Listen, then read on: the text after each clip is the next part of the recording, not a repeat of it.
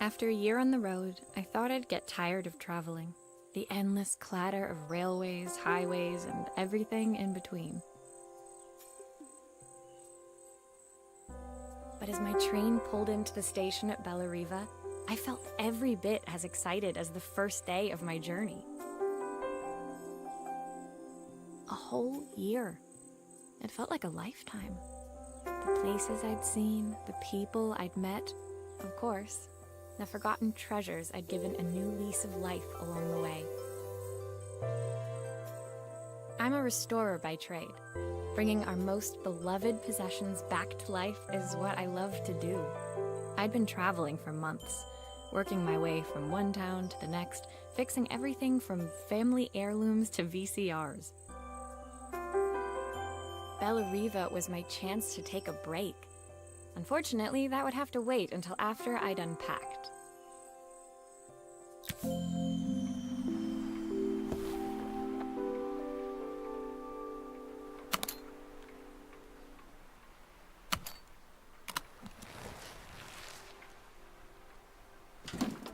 The tools of my trade.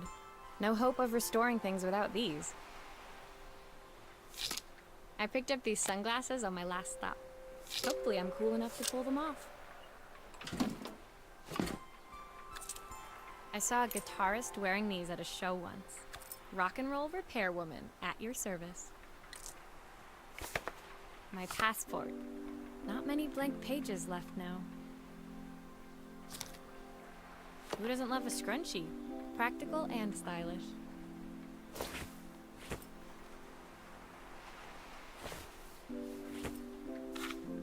My parents took this after I made my first repair.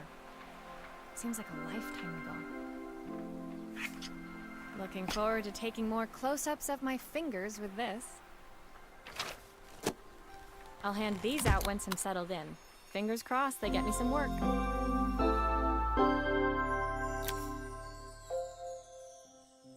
Finally, I'd made it to Bellariva. I'd come for the food festival, taking place in a few days' time. After living off TV dinners and instant ramen for the last few months, I was craving a decent meal. Of course, I'd need to earn enough money to pay for it, so I figured I'd head out the next day and find some work. My parents never wanted me to go. They wanted me to stay in their shop and have a simple, stationary life. I knew there was a world out there, beyond the four walls of our antique store, that I had to be a part of. I daydreamed constantly about the weird and wonderful places each of our antiques came from. I loved figuring out their stories, revealing the memories hidden beneath the screws and wires. My story in Bellariva began with a little girl, and a voice she was longing to hear.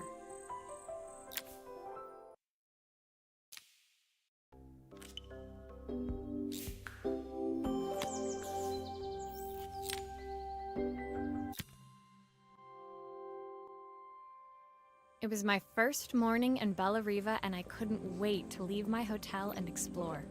It was a quiet town, its streets and alleyways basking peacefully in the hot morning sun.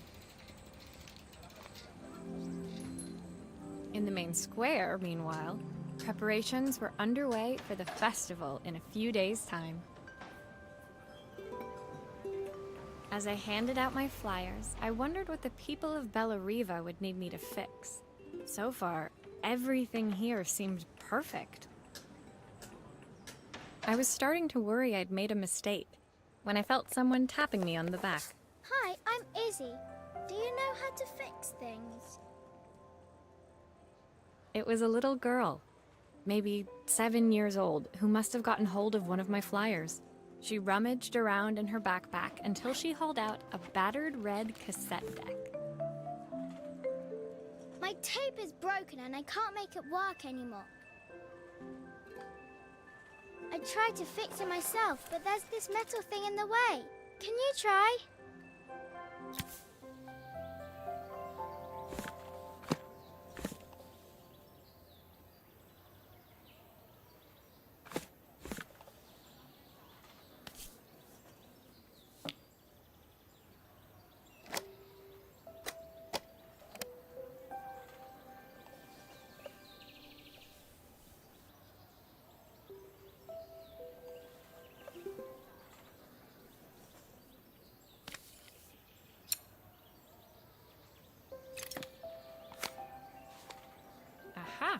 Those batteries look like they need replacing. Luckily, I have some spares.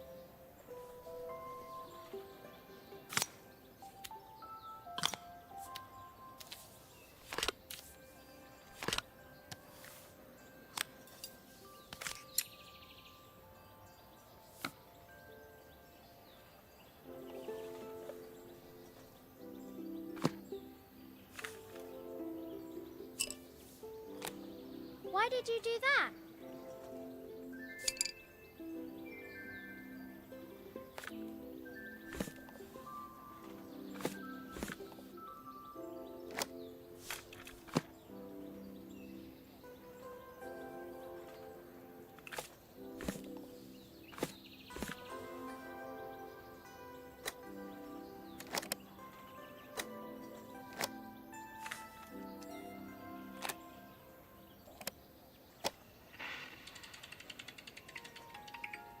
Will you dream a dream for me if I sit by your side and hold you so tight? Know that I will always love you, even though we both know that we must say goodnight. Good night, my darling. When it finished, Izzy picked up the tape deck and tucked it carefully into her backpack. Thanks, Maria. You're the best person at fixing things ever. No problem. Who was that singing? They're very good. It's my mum. She's not here anymore. Izzy trailed off. It was the kind of silence a cassette tape would never be enough to fill. When Izzy's friends called for her, she dug deep into her pockets, looking for something to pay me with. Eventually, she produced a grand total of a stick of gum, 3 mismatched buttons, and a yo-yo. I usually preferred a check, but Izzy looked so serious, I wrote out a full receipt. She seemed like a happy kid, but beneath it all, part of her life had been shattered. A part I wouldn't be able to fix.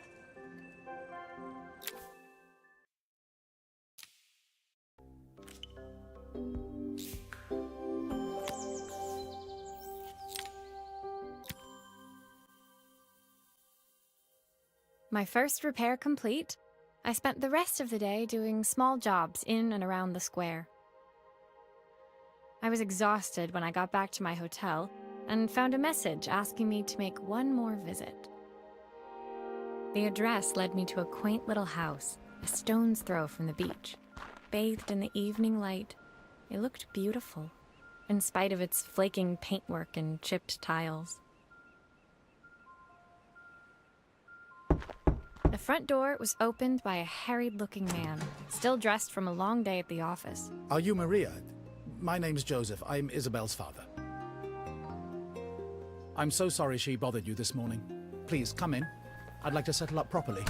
On the mantelpiece, I saw the remains of a broken statue. Without thinking, I picked up a fragment. Ah, my father's statue. What's left of it, at least. Yet another way I'd have disappointed him. It survived 100 years in this family. But 5 minutes with Isabel and... Do you think you can salvage it?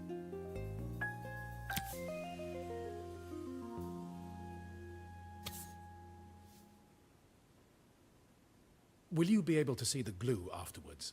I don't want people seeing the cracks.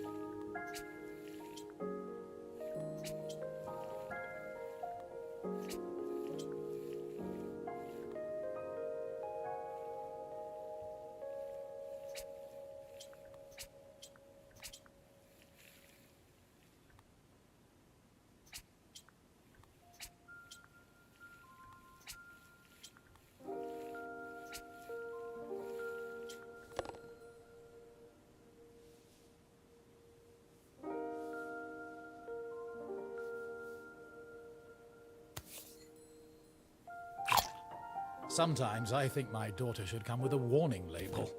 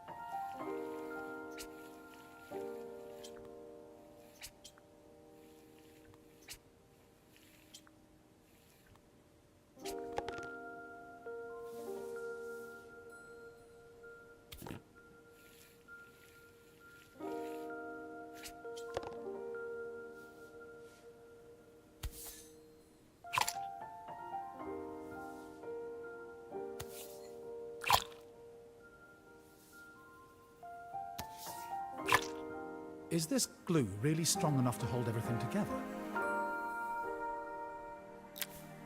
Thank you, Maria. It looks as perfect as it ever did. My father wanted me to make something of myself. He didn't have time for anything less. As Joseph put the statue back on the shelf, it nudged against the family portrait stood proudly next to it. So he was Bellariva's mayor. And that was Izzy's mom. They must both miss her so much. Sorry, I'm a little tired. I've been working late getting things sorted for the festival. There's only a few days to go. Looks like I'll be working late. Again. When I told my parents I wanted to leave, they always found an excuse to be busy, to avoid talking about it. I guess keeping themselves occupied was their way of pretending it wasn't happening. Joseph's work must have been taking up so much of his time. But maybe that was what he wanted. I just hoped he was finding enough time for Izzy, too.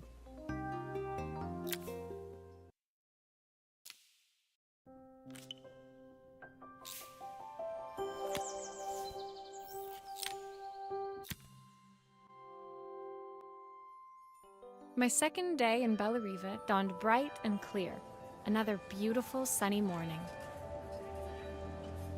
Walking into town, I passed cafes overflowing with customers cradling their morning coffees.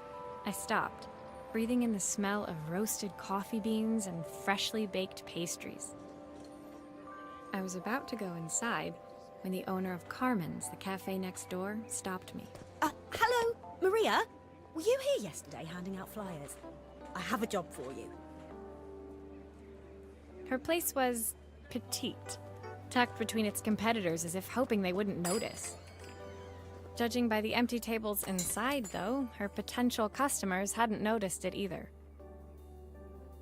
It's a bit slow today, but we're just getting started. I'm sure it'll pick up soon. As Carmen chatted, she walked over to the counter and returned with an old rotary phone. At least I've got plenty of time to practice my recipe for the festival. It's a new special I've been working on. I was hoping to call my sister for some, seasoning tips, but it won't connect. Can you see if you can figure out what's wrong?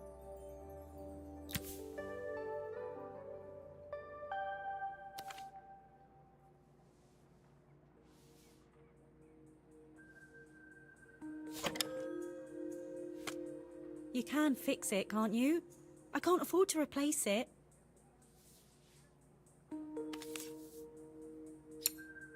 Obviously, we'd normally be much busier than this.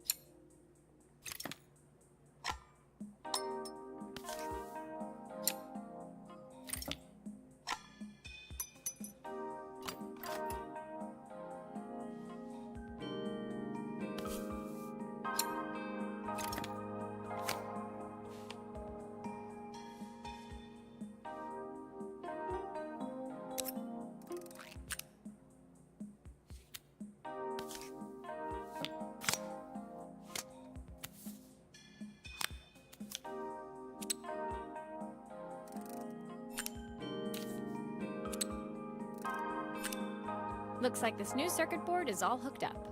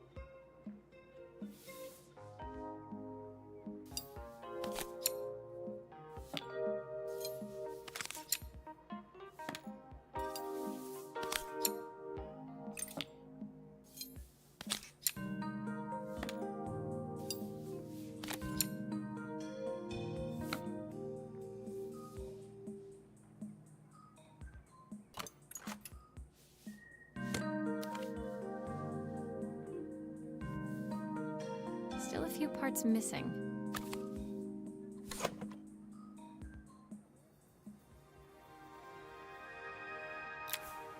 When I handed the phone back to Carmen, she seemed almost reluctant to take it from me. So it's all working now, is it? I don't have to leave it to dry or let it cool down? Nope, it's ready to go. It'll be ringing off the hook in no time. That's if I can pay my phone bill, anyway. And the rent, and the suppliers. Anyway, take a seat and I'll be right with you. Your coffee's on the house. I sat at one of the empty tables, while at the counter, Carmen had started dialing the phone. Hello! How's my favourite sister doing today? As she talked, Carmen became more and more tense. This didn't seem like a call for some cooking advice.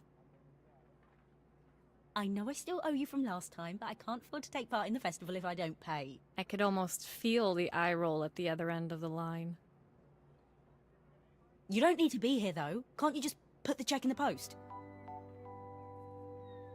When the call ended, Carmen brought me my coffee, her hands trembling. Sorry about that. My sister's decided to fly in for a visit. Oh God, I have to get ready. Actually, I might have another job for you. Can you come by tomorrow?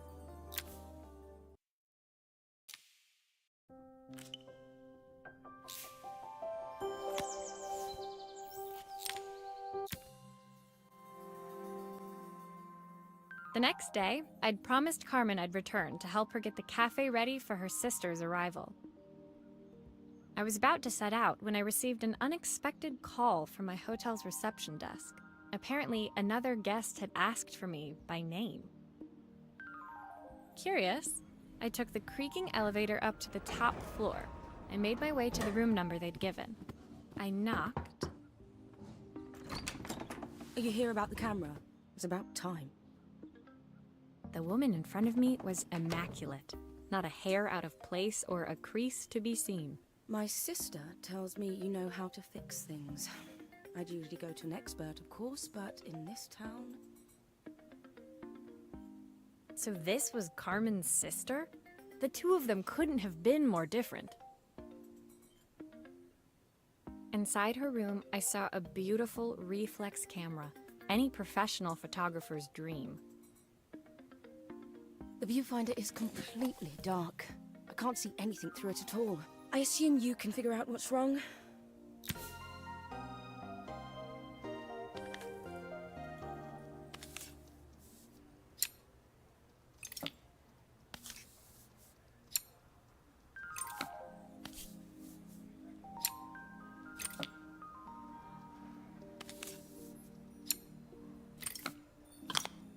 I don't suppose you've fixed anything this valuable before.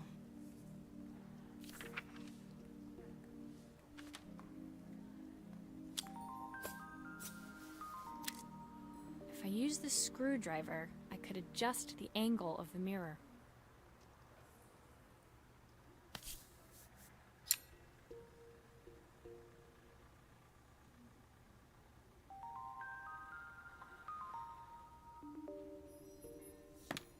Perfect.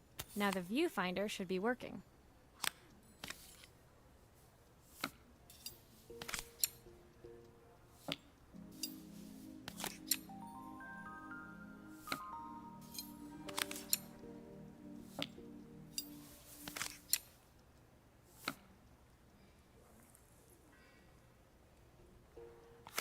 Still a few parts missing.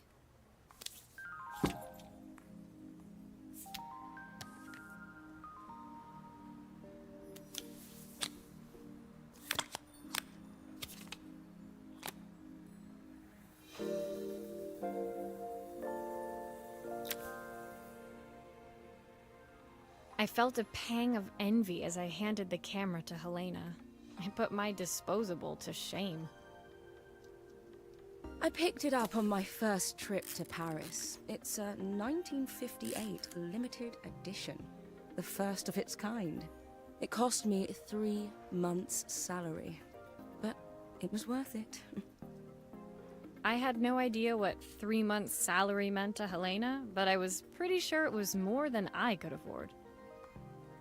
It was strange, really, that we were even staying in the same hotel. I'd picked this place because it was cheap and cheerful, but surely she could afford somewhere better?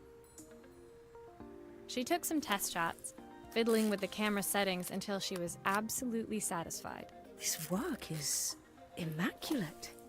At least there's one person in this town who knows what they're doing. Sending you to me might be the first thing Carmen's actually gotten right. I wondered why Helena had bothered coming if she thought so little of her sister. I hear nothing from her for weeks, and then when she finally does call me, all she wants is money. If she thinks I'm lending her another penny, she'll have to convince me it's not a total waste of time. That didn't sound good. If Hurricane Helena was about to hit, I hoped Carmen was ready.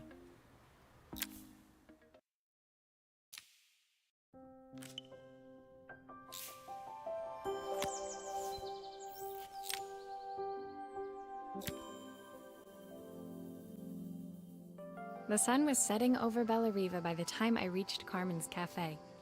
From the outside, it looked as quiet as ever, but inside, I found Carmen cleaning like her life depended on it. Maria! Oh, don't mind all of this. If Helena finds one speck of dust in here, I'll never hear the end of it. Carmen seemed pleased to see me, but I sensed the fidgeting tension beneath each sweep of her mop. Trying to live up to the standards of someone like Helena seemed like an impossible task. I hope you didn't mind fixing the camera for her. She was furious when it broke. I really need this to go well. If she doesn't lend me the money, I don't know how long I can keep this place going. Carmen led me to a back room, where she'd laid out the components of what looked like a neon sign. I had this made when I first opened the cafe, but I'm hopeless with electronics. So there was supposed to be a sign outside. This might explain the lack of customers. I'd like to put it up before Helena gets here. Can you give it a try?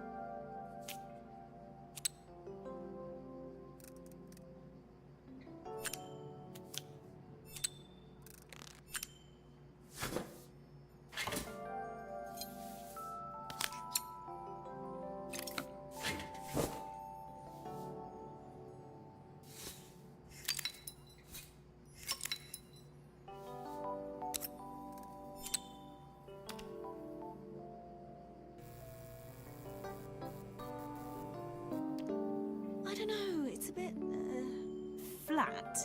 Maybe if it flashes, it'll really catch people's eye. Great idea. I think I have a spare part that could do that.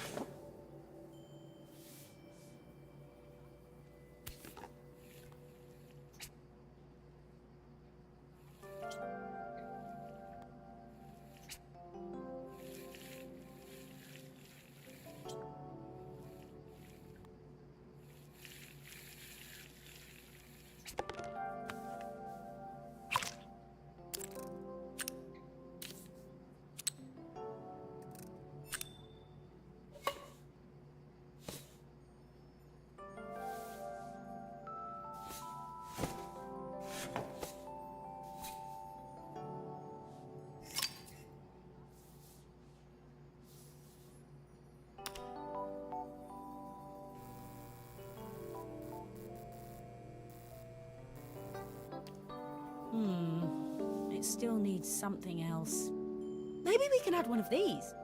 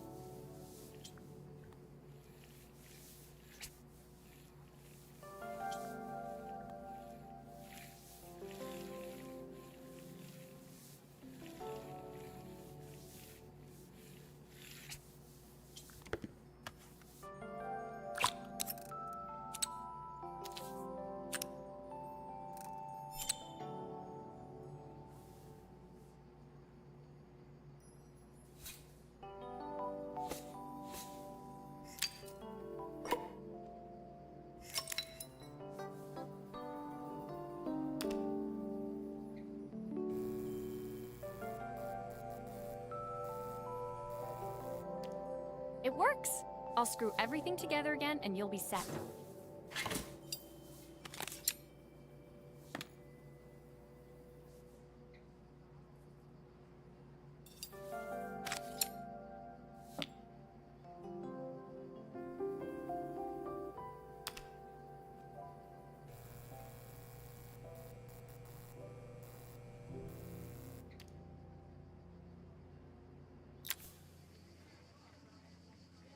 The sign fixed, we headed outside and mounted it carefully over the cafe door. Oh, that's perfect, Maria. It looks just how I imagined it. When I had this sign made, it all seemed so simple. Oh, I can't believe I might have to give it all up. I hope I've done enough. The smile froze on her face as she spotted something over my shoulder. I turned to see. Of course, my sister owns the only cafe in this entire town that isn't actually open. For better or worse, Helena had arrived. Carmen opened her mouth to explain, but Helena swept indifferently past her. Finally pausing in the doorway, she turned back towards Carmen. The first thing we're doing is getting rid of that hideous sign. And with that, she disappeared inside. I hoped Carmen's chances of saving the cafe hadn't disappeared with her.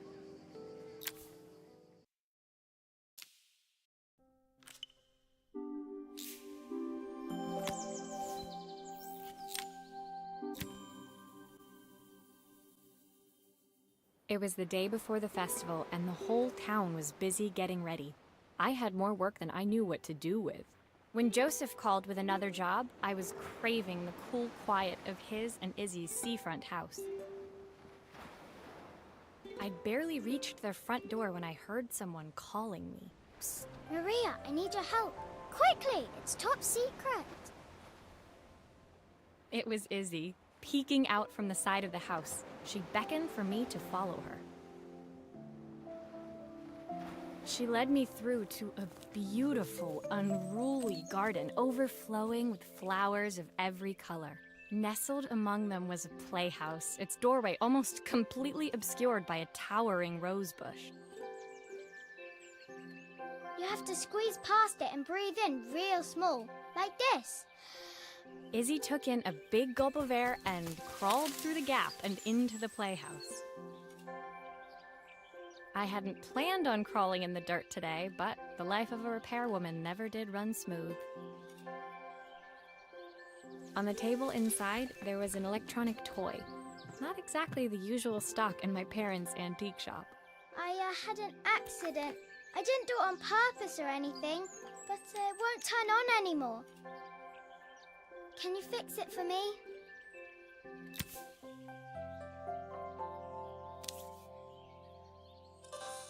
Why does it sound so scary? It wasn't like that before.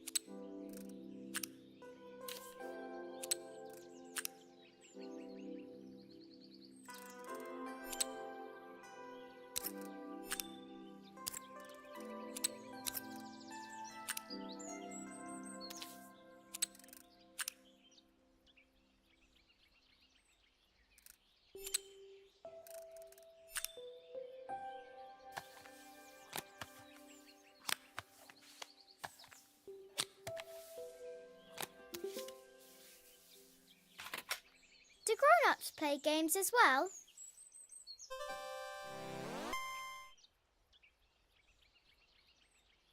Can you show me how to play? I tried before, but it was so hard.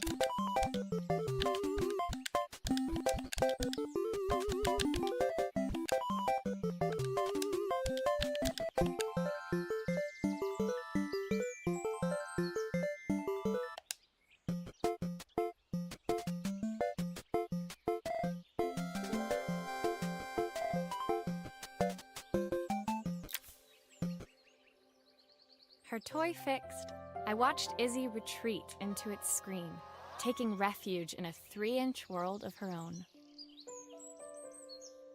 Well, I'd better head inside. Your dad is waiting for me. Please don't tell him about the game. He'll think I broke it on purpose. Why would he think that? Because, well, I kind of dropped it really hard at the wall. Izzy looked down, scuffing her shoes on the worn floor of the playhouse. My dad said I have to go to this stupid festival tomorrow and put on a stupid dress, and I don't want to. All he cares about is working. He never wants to see me unless it's for his job. I'm not going. He can't make me. With that, Izzy dove back through the rosebush and disappeared into the wilds of the garden. She was so young. She couldn't be expected to see that her dad was struggling too. It made me think, had I really tried hard enough to understand my parents' point of view? I was so focused on the adventures ahead of me. Maybe I didn't care enough about leaving them behind.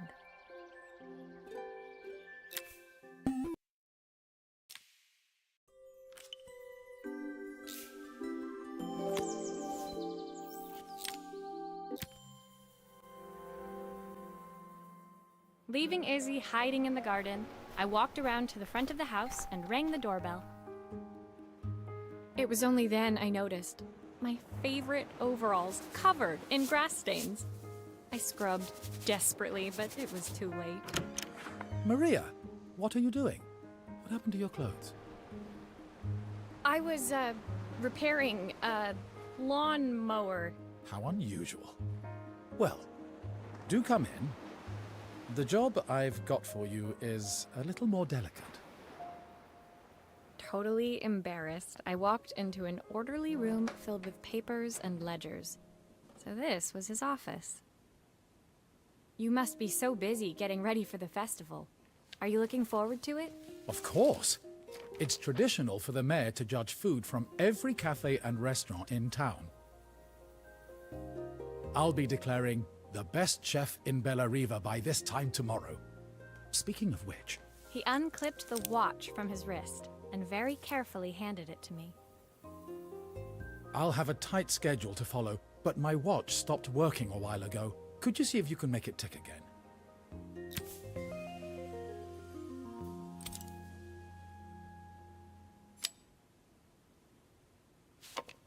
Are you sure it will all fit back together?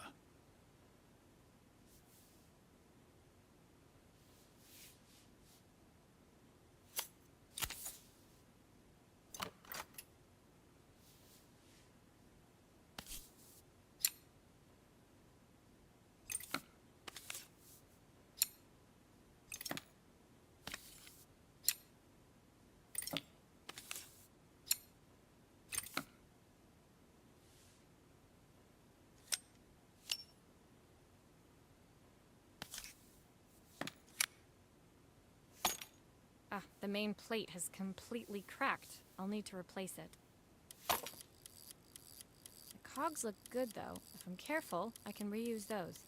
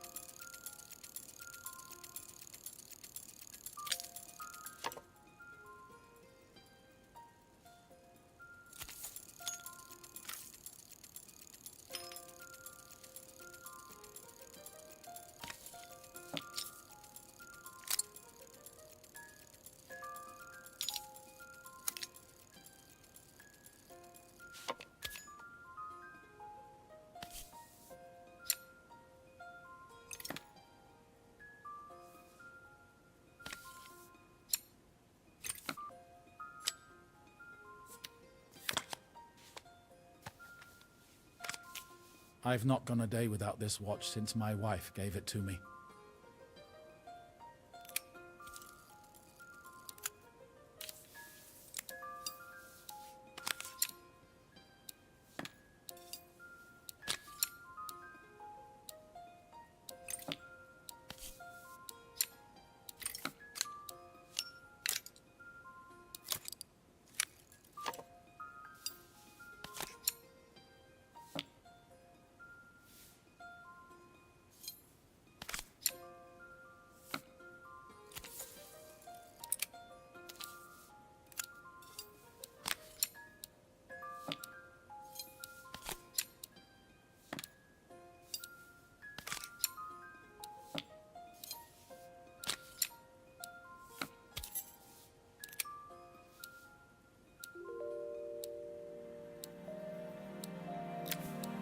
As I handed the watch back to Joseph, my fingers traced over the engraving on the back.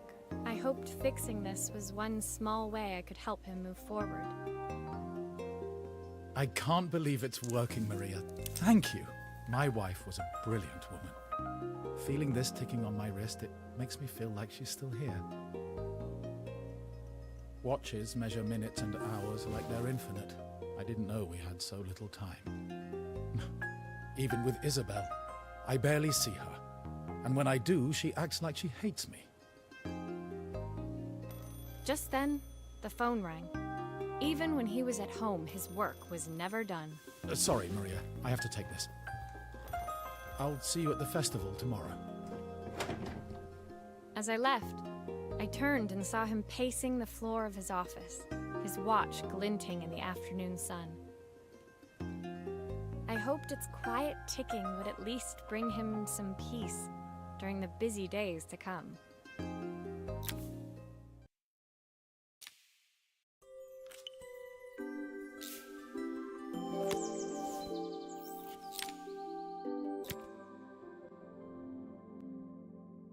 When my last job of the day brought me to Carmen's apartment, the door was opened by someone I didn't expect to see, Helena. Sorry for inflicting this mess on you.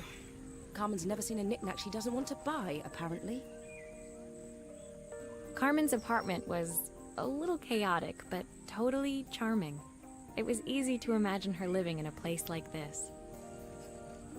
It definitely wasn't Helena's style. She seemed more upmarket than flea market. I wondered why she was even here. We're having a clear-out, or at least I am. Carmen's not helping, as usual. There's a market at the festival tomorrow. I'm selling some of these things to make her some money. She says she has nothing when there's all this stuff right under her nose. Helena stepped delicately past the items on the floor and reached down to pick up one from the pile. Look at this slide projector. Our parents treasured it, but Carmen treats it like a piece of junk. Can you take a look?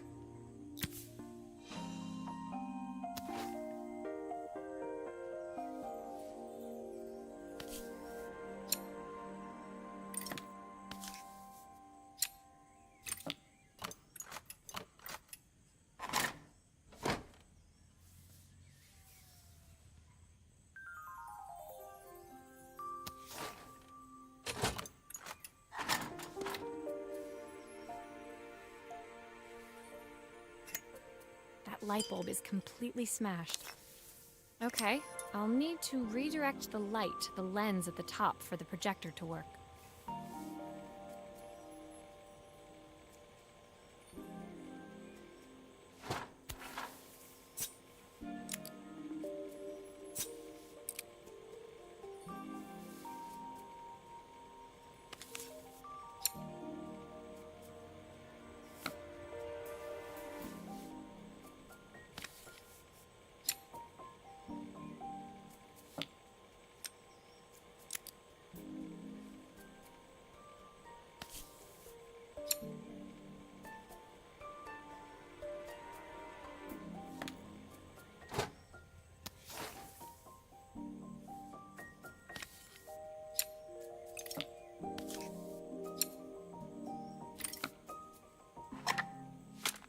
Oh, typical.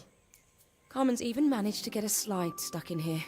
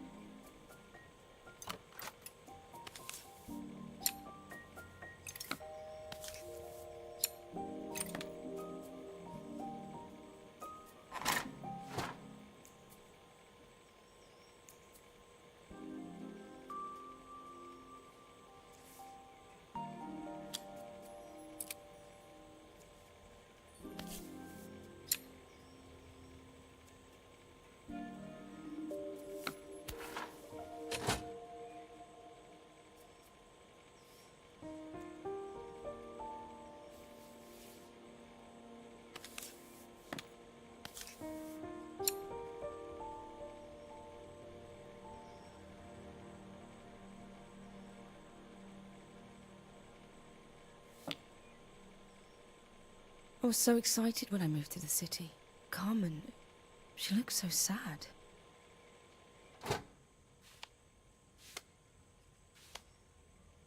Here's the clicker you'll need to attach. God knows how Carmen broke that as well.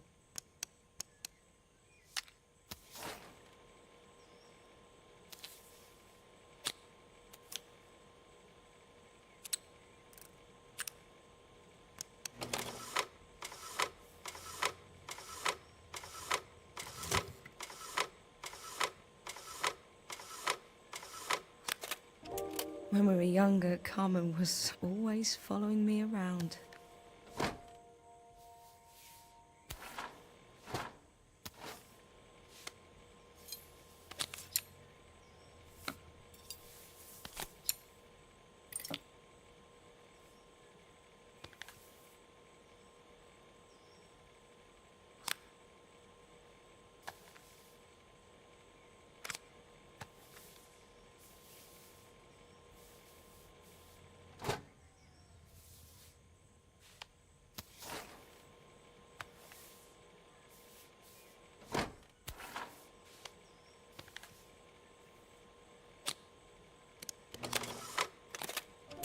I suppose she looked up to me. A cool older sister.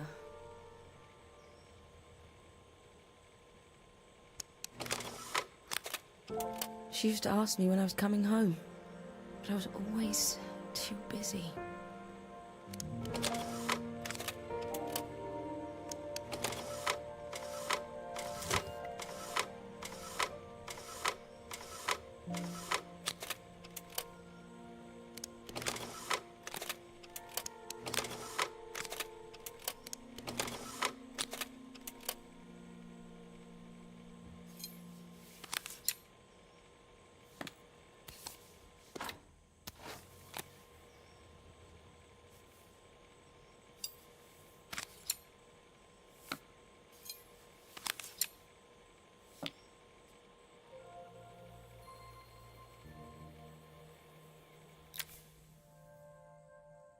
Helena was transfixed, staring at the two young sisters the projector had brought glaringly into focus.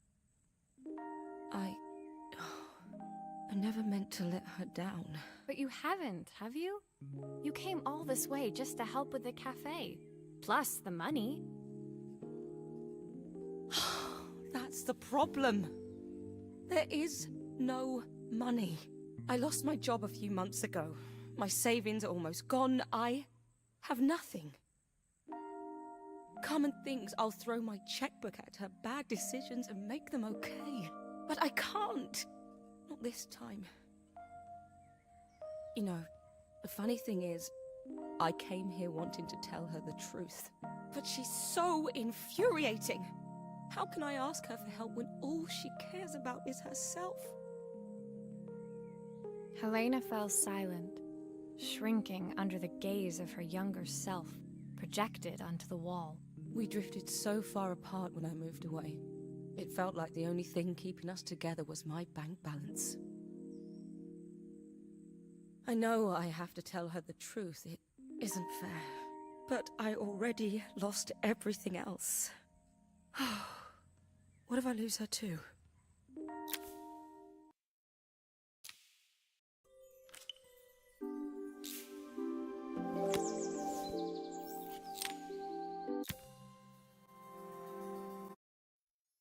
The day of the festival finally came, and after all my hard work, I was ready to put down my tools and pick up a fork. The smell as I entered the main square was incredible. Each stall was selling food even more delicious than the last. The competition would start any minute. Most stall holders were waiting anxiously for the mayor to pay them a visit. All of them, that was, except Carmen, who was still frantically chopping vegetables and stirring pots. Maria! Thank God you're here. Can I ask you the world's biggest favour? Helena was supposed to help me run the stall today, but she never turned up. Probably too ashamed to show her face. I can't believe she lied to me. Carmen was stirring so furiously, she was in danger of tipping the pot over altogether. The mayor will be here any minute for the judging, but I'm almost out of my special. She wasn't really going to ask me, was she? Not on my day off. I have a stove ready to build and everything. Can you set it up and make me a spare batch?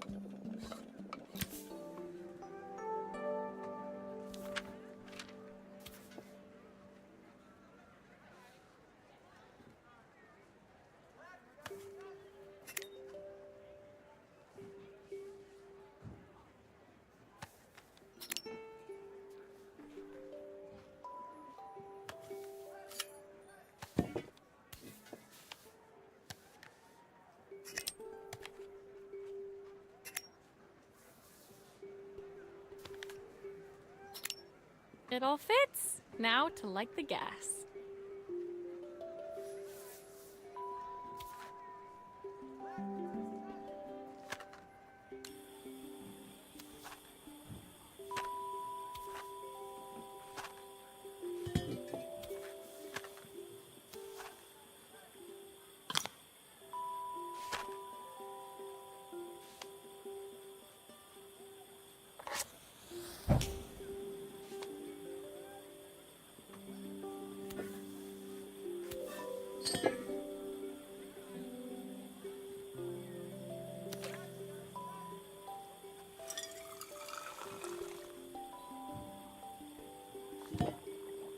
I think that pot is really boiling now. Smells great if I say so myself. Here are the ingredients that Carmen's given me.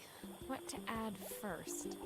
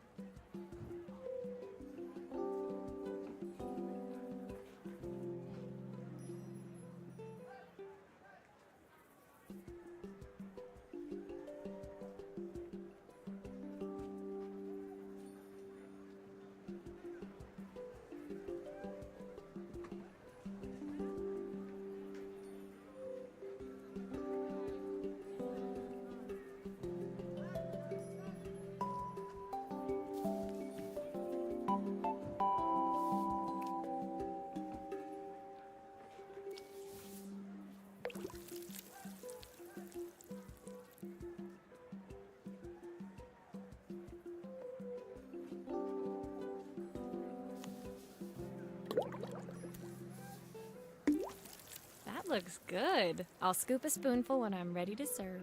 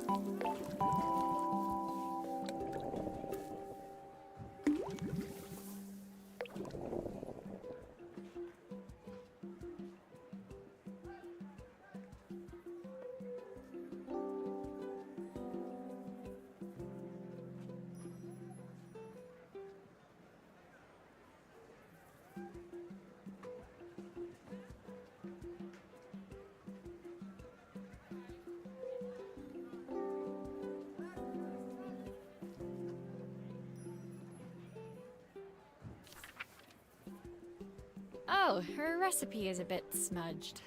Never mind, I'm sure whatever I put in will be fine.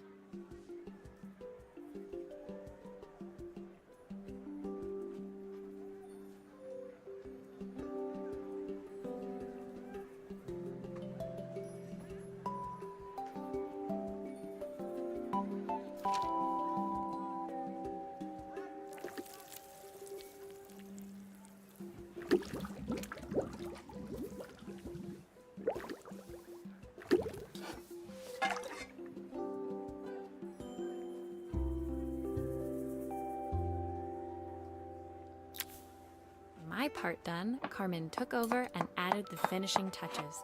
It was just in time, and a moment later, Joseph arrived with Izzy in tow. Carmen anxiously handed them both a serving. That was so tasty. Can I have some more, please? Well, you've certainly earned yourself a loyal customer in my daughter. We have a few more meals to taste, but so far you are one of the best. Good luck. Joseph and Izzy looked so happy together. Maybe the festival was doing them some good after all. Carmen, on the other hand, seemed annoyed. But why, when it had all gone so well? I wish Helena was here to see this. She's so convinced I'll never succeed at anything. She wants what's best for you. She's just not very tactful about it. Yes, I know. Even when I was a kid, she pushed me when no one else did. I just wish she hadn't lied to me. But then, I've asked so much of her over the years. I never stopped to think how much she actually had to give.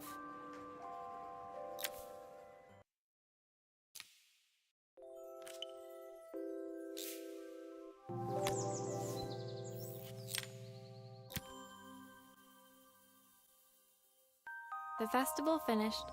I only had one day left before I had to catch my train and leave Bellariva behind. I couldn't go without saying goodbye to Carmen, so that evening I made my way to the cafe.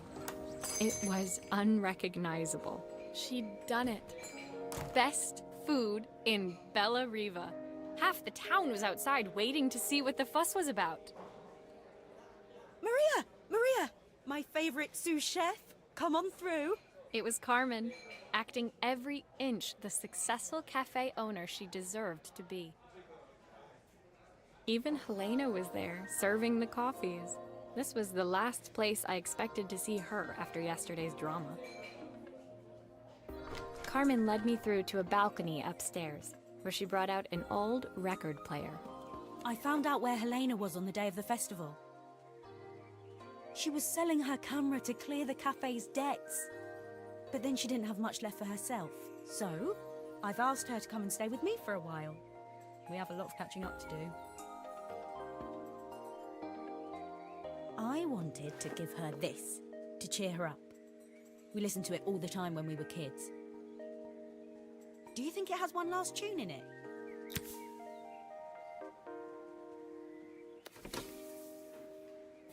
Okay, let's see what happens when we turn this on. Here's the problem. This wiring isn't connected properly.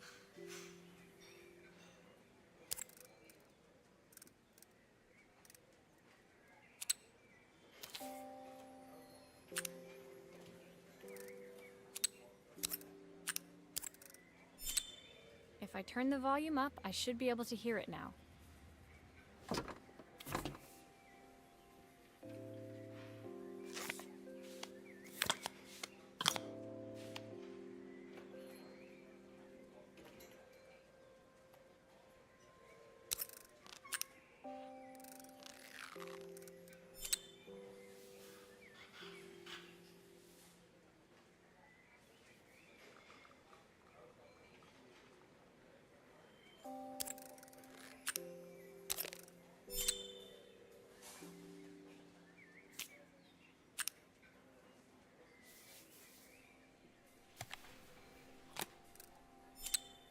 I think that should do it.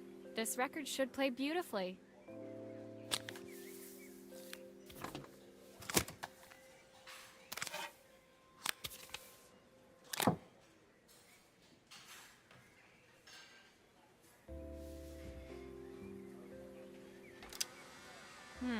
It's spinning the wrong way.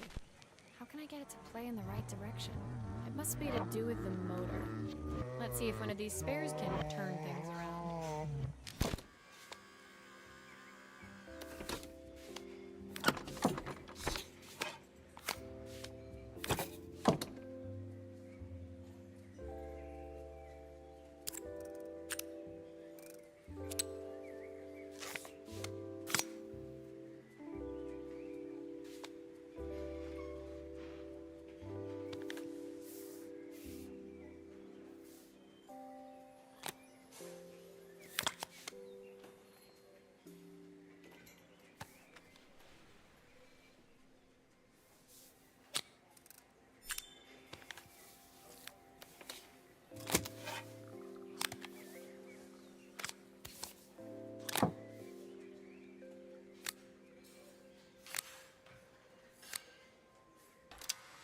Well, it's playing in the right direction.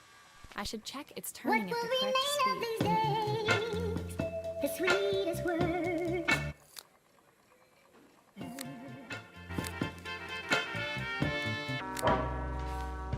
Remain of the smiles, the ones that stole my heart that day.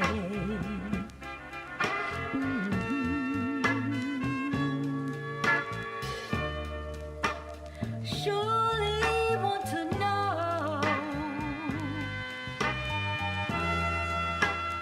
where did you go? Why'd you leave me alone? Nothing to win or to lose on the lonesome path. Our love was born. What will remain of the smiles, the ones that stole my heart that day?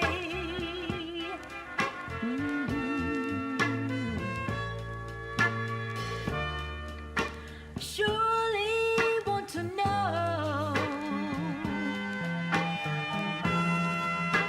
why did you go? Why'd you leave me alone?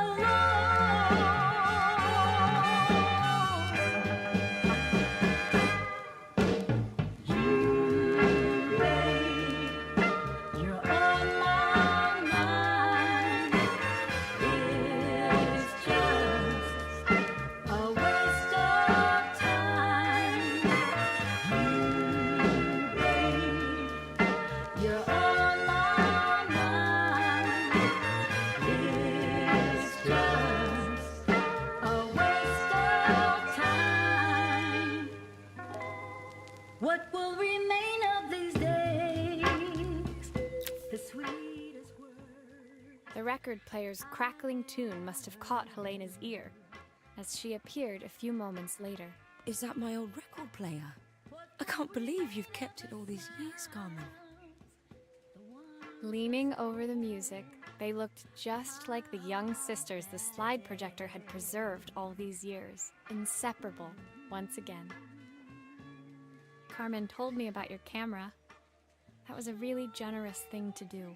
I loved that camera, but I love my sister more. Now it's her time to be the person she wants to be.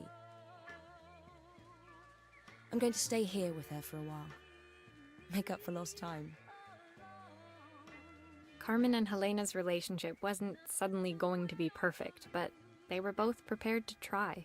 And to think, it had all started because of a call Carmen made about some seasoning tips. I guess in the end, maybe it wasn't so hard to just pick up the phone and dial.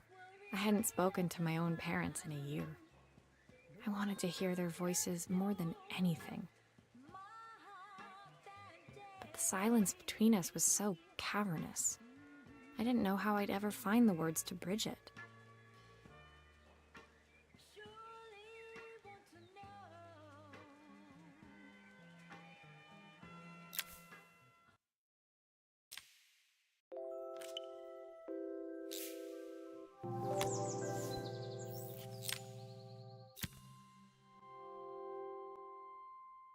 My final morning in Bellariva, I received one last call out to Joseph and Izzy's house. I knew I had to pack, but I figured I could squeeze in one final job before I had to leave. When I arrived, I found Joseph tidying up his wilderness of a garden. The playhouse was already cleared. Inside, I could see Izzy happily testing out her screw-driving skills on the back of her cassette deck. You've made quite the impression. Izzy, tells me she's going to be a repairwoman like Maria. I'm sure she could be anything she wanted if she put her mind to it. She could. She's a brilliant child. Spending the day with her at the festival, I haven't had so much fun in ages. I wanted to give her something before she starts to forget. Inside, the house was transformed, flooded with light and the sounds of the garden. It felt alive again. This would be my last repair in Bellariva, but it felt like it was the house that had really been restored. It's a music box. It used to play beautifully, but now when I wind it up, nothing happens. I'd love for Izzy to hear it sing again. Can you help?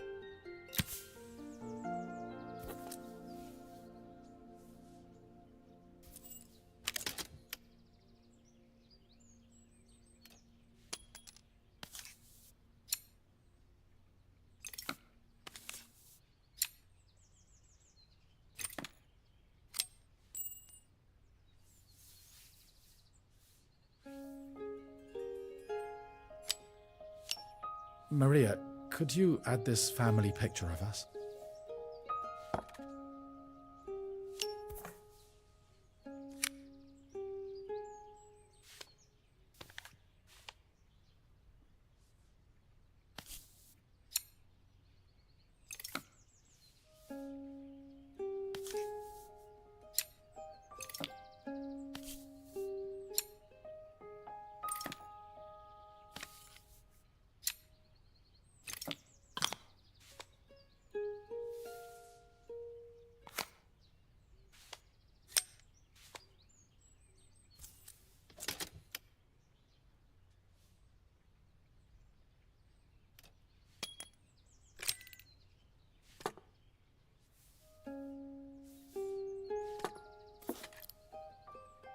This mechanism is completely broken. I'll need to take it all apart before I can fix it.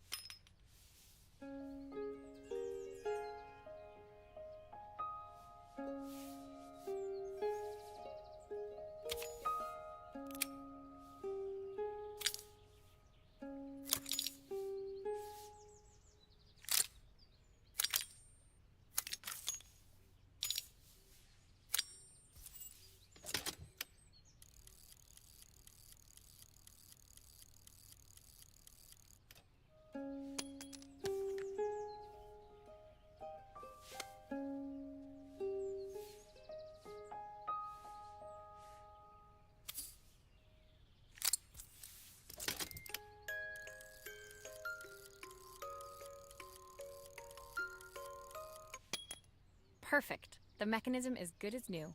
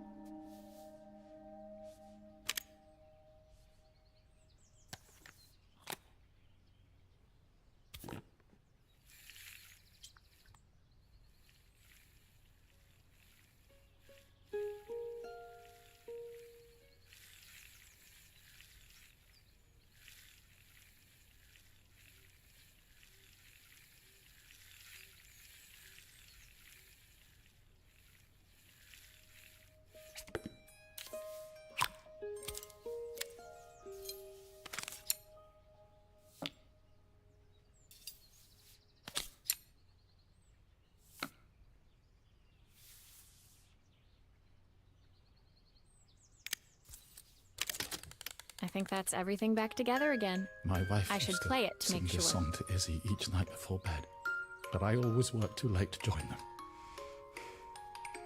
Will you dream a dream for me if I sit by your side and hold you so tight?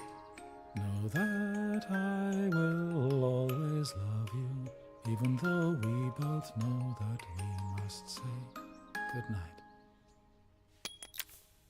I've missed so much already. I want to be the father my wife wanted me to be. I've ended up so much like my own father, working all the time. Izzy needs me more than that, especially now it's just the two of us. My daughter comes first. Well, until she gets bored of her stuffy old dad anyway. I'll never ever get bored of you, Dad. Izzy came running into the room where Joseph scooped her up and onto his shoulders. She gazed at the music box, her eyes shining. I'd never seen her look so happy. Thank you, Maria, for everything. The things you fixed for me. I'm so glad to have them back. Joseph was a good father, and I could tell he was determined to be an even better one.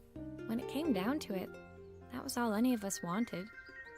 A second chance to make something right. My time in Bellariva was almost over, but before I left, I knew there was something of my own I needed to fix.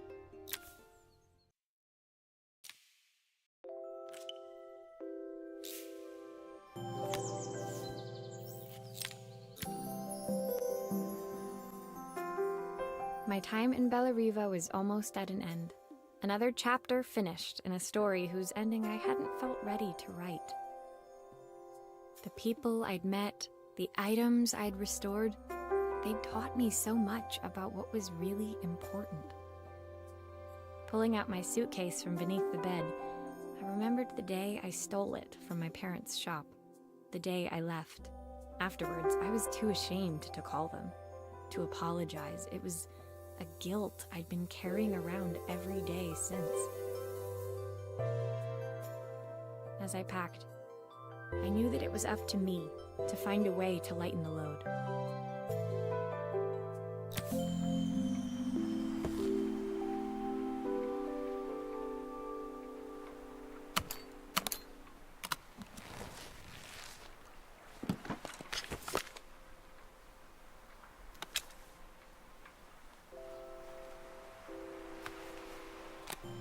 Soundtrack to my travels.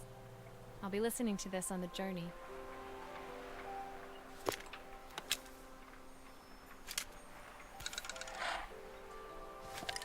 Izzy gave me this in exchange for my repair manual.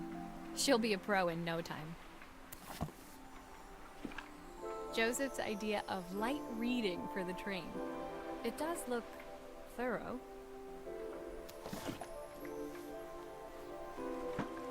The recipe for Carmen's special.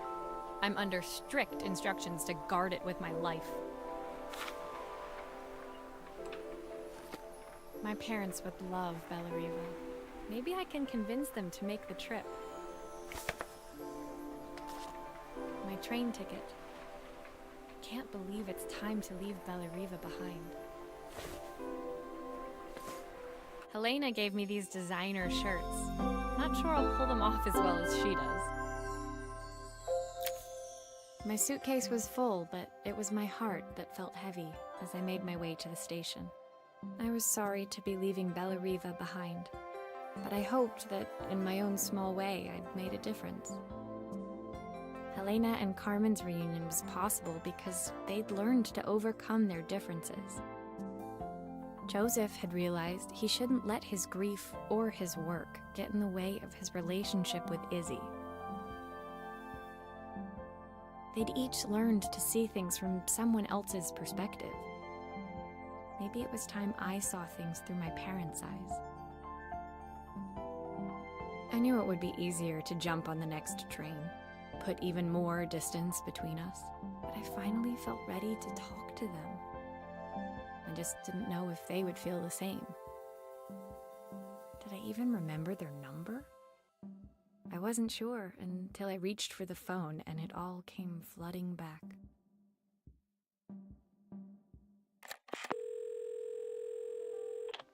Mom? Dad? Maria?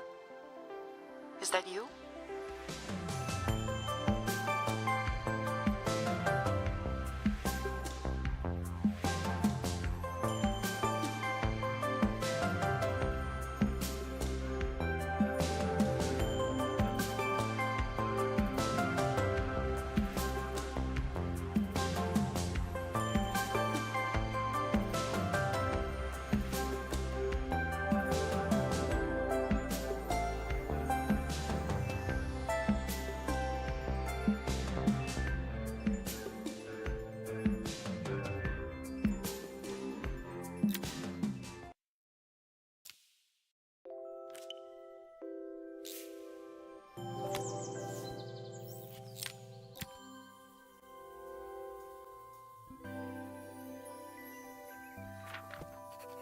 Dear Maria, Carmen here. Sorry I haven't written. The cafe's been absolutely manic since you left. Luckily, I have Helena here to help. You wouldn't recognise her. She's like a new woman. She's always running round, taking orders and making drinks. I even heard her compliment a customer on their outfit. Personally, I draw the line at fluorescent green bowling shirts, but each to their own. It certainly made the customer. She misses the city, though. Bellariva's many things, but it's definitely not as chic as she'd like. She said there was a coffee shop near her old apartment where they made coffee with a shape drawn on top. It got me thinking, I'm an award-winning chef. I can figure out how to put a leaf on a cappuccino. A bit of cosmopolitan coffee might be just what Helena needs. Of course, ordering a new coffee machine was the easy part. I wish you could have seen the mess I got into trying to put the thing together.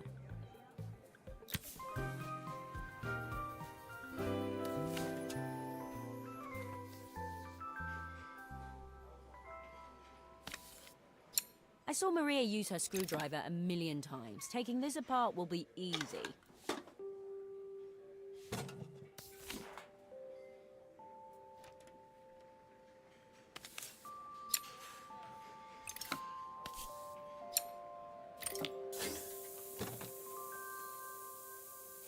These pipes look pretty simple. I should start with them. Maybe I should focus on the pipes first. They look easy.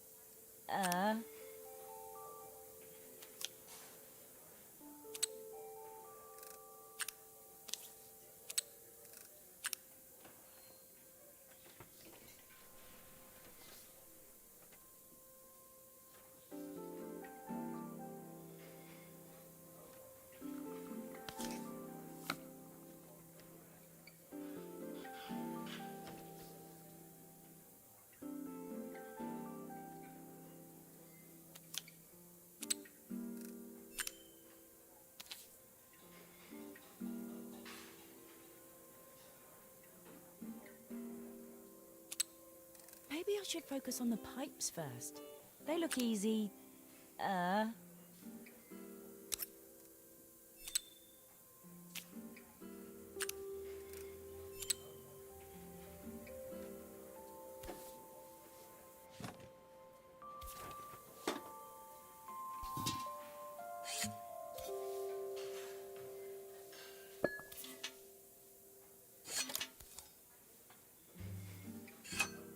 I'll need to connect all the pipes correctly to stop the steam pouring out.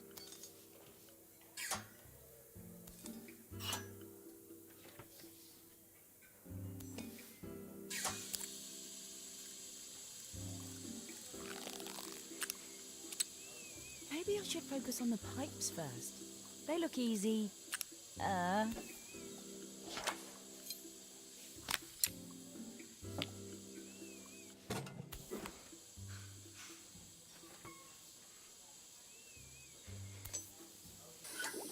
Why is there so much steam?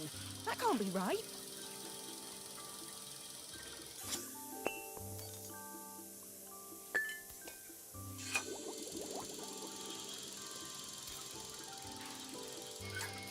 The pipes are all connected, but there's still steam everywhere. Something's in the wrong place.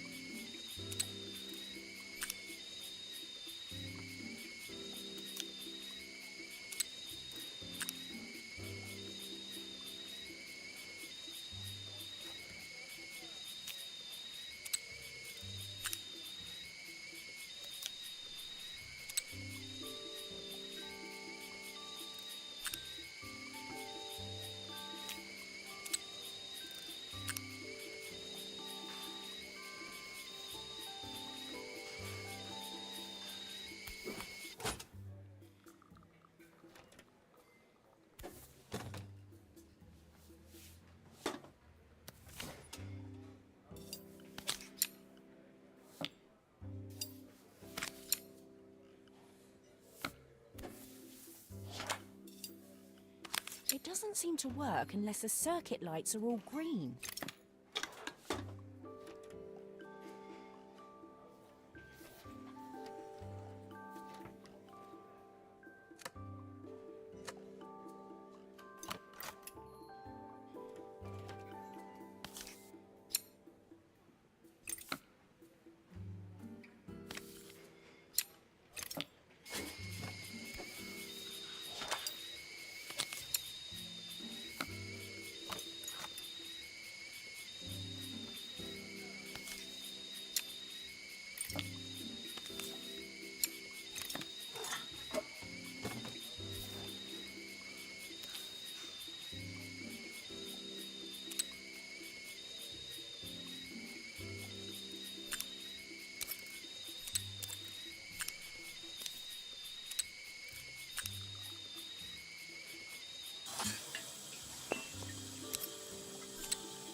Maybe I should focus on the pipes first. They look easy.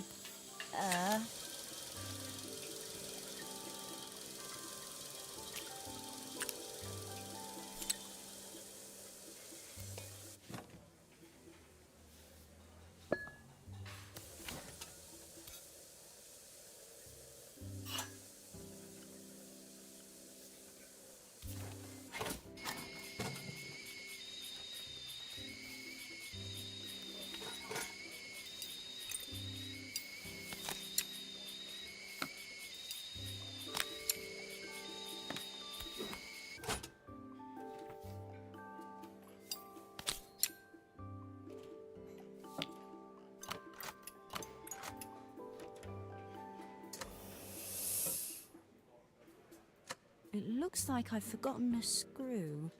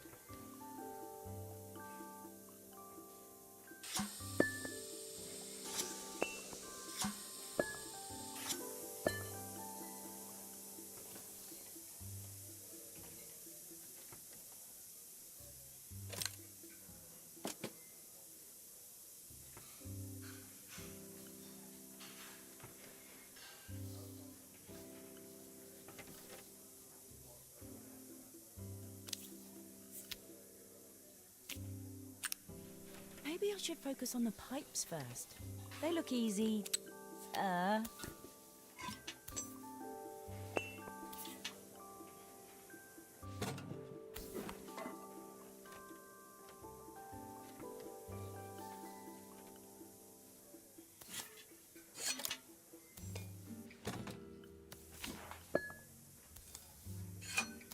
Oh, I wish Maria was here. She'd know how to put these pipes together. How can there be so much steam? Ugh, I'm getting soaked.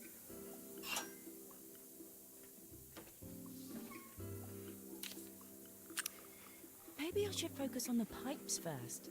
They look easy.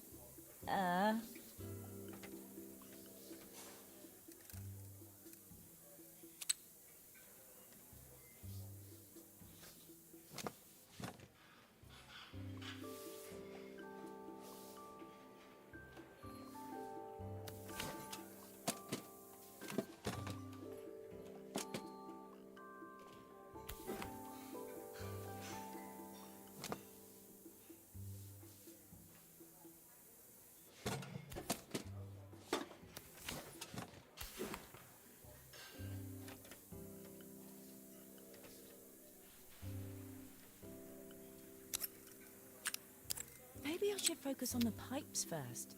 They look easy.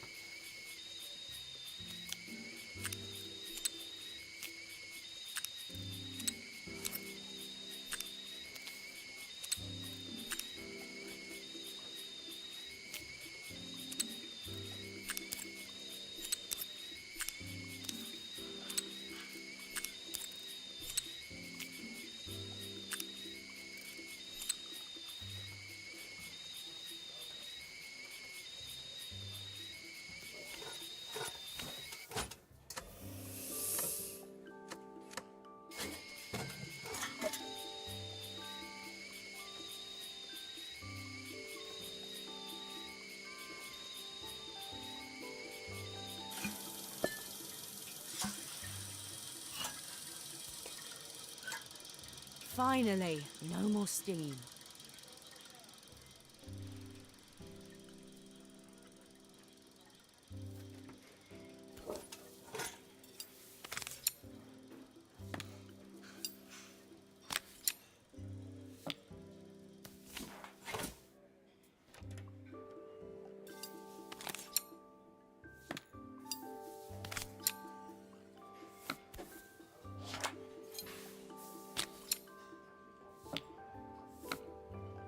I think that's everything.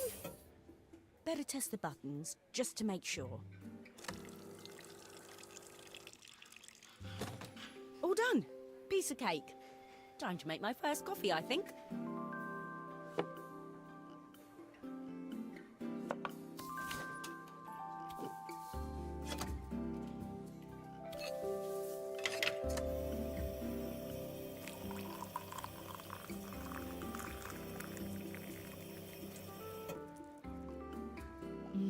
Smells delicious. Now to make it look magical.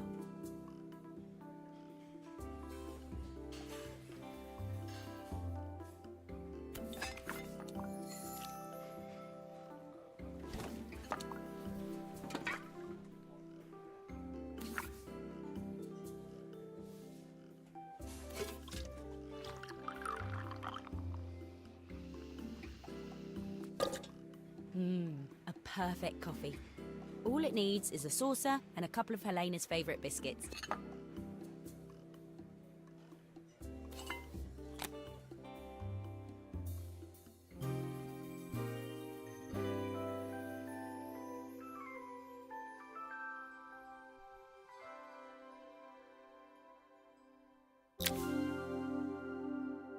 I was feeling more has-been than coffee queen by the time I'd made a drink fit for human consumption.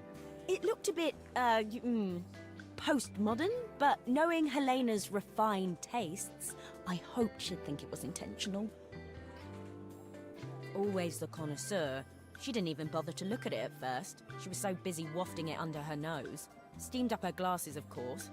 How was she going to see my work of art through an eye full of fog? When she finally spotted it, though, she was totally impressed. I'll admit, She spent several minutes trying to figure out exactly what it was I'd drawn. She decided it was probably a horse. Well, what she doesn't know won't hurt her. She was impressed enough to ask for another one. I guess I'll need to get some practice in. The whole thing was such hard work, Maria. I never realised how difficult it was, all that mechanical stuff. It made me realise how much I have to thank you for, so I wanted to say that now. Better latte than never. Hoping you're well. Your friend, Carmen.